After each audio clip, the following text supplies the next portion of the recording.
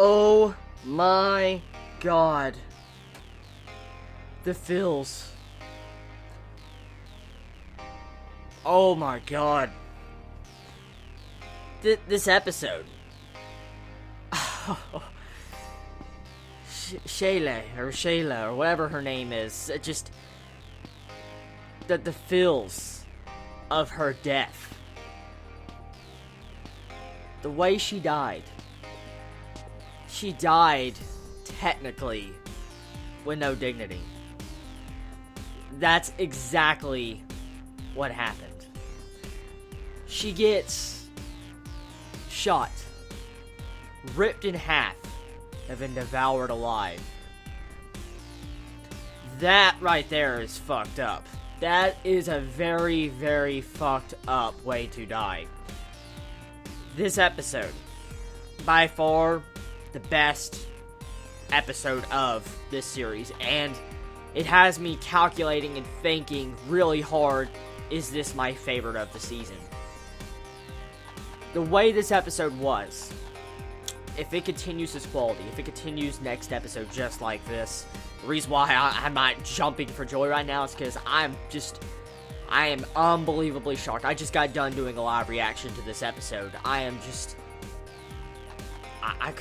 had no thoughts when I saw it, because it was so fucking sad. You see her get ripped in half, blood pouring out, Kuro just going over there and bites her. She's in its fucking mouth, and then she gets swallowed alive. Oh, that is a way to go. And I personally think if next episode is like this, and if they have continuous episodes of this quality, this definitely will be my favorite of the season. So far, still Zenko no Terra is my favorite, but this fucking shit, oh my god. Out of all the things I've seen so far from the individual episodes of series from this anime season, this was by far the most impactful when it comes to emotions and feels. This was good. This was a very, very good episode. The reason what makes it so good is because this character, Shayla, that I technically don't care about before I watched this episode. I technically really didn't care about her.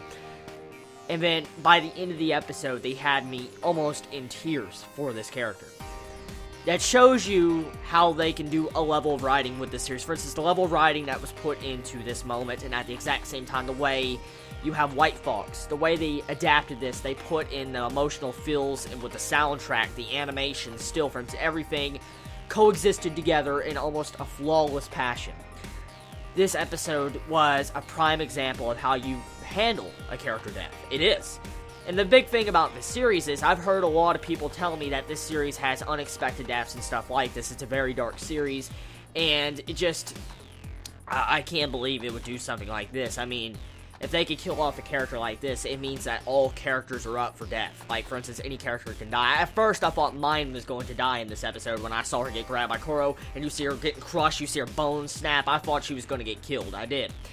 But you see how Shayla just died like that. I was like, all these characters are up for slaughter. They can easily die at a moment's notice, because, I mean, what this proves right here with the writer, the mangaka that wrote this, if they could kill off a character that's this close to the main characters, like the main party, not Raid, that means they can do it again.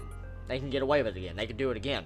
And they can possibly do it even closer to Tatsumi. For instance, this character, Shayla, was close to Tatsumi, but not that close. For instance, what would happen if Leone or, you know, I guess Mine was to die? I mean, since they kind of trained him a little bit. I mean, I highly doubt Akame would die, because she's the main title character.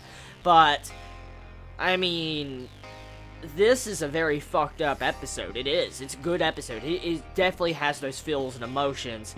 I can't believe. I just can't put my mind around what I just watched. I can't. The episode, man, it showcased something that really scared the fuck out of me. Kuro, the puppy. I saw him last episode. He was cute. I felt bad for him, getting slung around by Cute Justice. I don't even think I should call her fucking Cute Justice anymore. Why don't I just call her Demonic Justice? That's what she should be called. When you saw her last episode, I thought nothing of it, but this episode, when you see him transform, and you see him go bulky, you see him go berserker mode, I was like, what the hell am I watching? And then her facial expressions were just so out there. I mean, I thought Ogre was scary. I thought Zank the Executioner was fucking scary. No. This demonic justice is definitely scary. Her face. This shit, man. Wow. I hope the series continues this. Seriously. I am half tempted to read the manga right now. I am half tempted.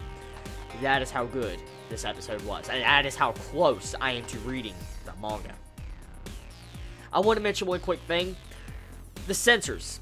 There was no censors in this episode. I don't know if it was just me that noticed it. I don't know if it's because of where I found the episode or not.